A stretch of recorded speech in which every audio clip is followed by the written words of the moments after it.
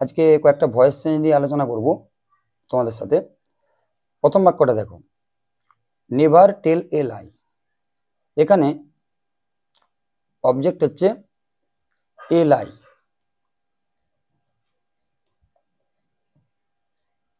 Subject স্থানে দিলাম a লাই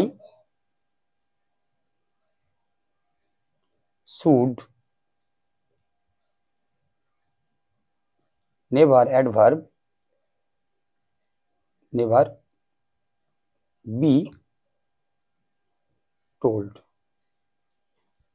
তোমরা জানো যেই সেন্টেন্সে ভয়েস চেঞ্জ করতে দেওয়া হয়, বিশেষ করে যে চিহ্ন থাকে সেই চিহ্ন সবসময় সেই চিহ্নটাই বসে যায়। নেক্সট, আই হার্ড হার সিং। এখানে সিং এর আগে একটা অদৃশ্য টু আছে,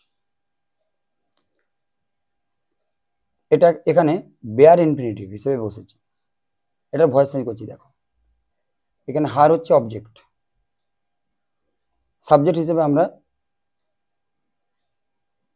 সি করতে পারি।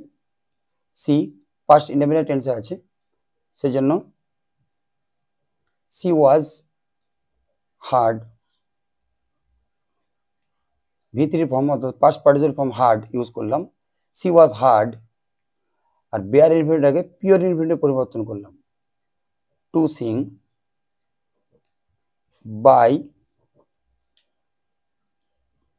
আই আছে অবজেক্ট স্থানে, মি হয়ে গেল, আর যে চিহ্নটা ছিল সেই চিহ্নটাই বসে গেল। আরেকটা দেখো, হি কিল্ড হিমসেলফ। এখানে হিমসেলফ রিফ্লেক্সিভ প্রোনাউন। ইংলিশের গ্রামারের রুল অনুযায়ী রিফ্লেক্সিভ প্রোনাউন কোনো সাবজেক্ট স্থানে বসে না, সেই অনুযায়ী ভয়েসের একটু ব্যতিক্রম আছে। দেখো সাবজেক্ট হি ছিল, হি স্থানে রয়ে গেল। Past indefinite tense killed, he was killed. V3 form অর্থাৎ পাস্ট পার্টিসিপল ফর্ম কিল্ড, তারপর বাই হিমসেলফ।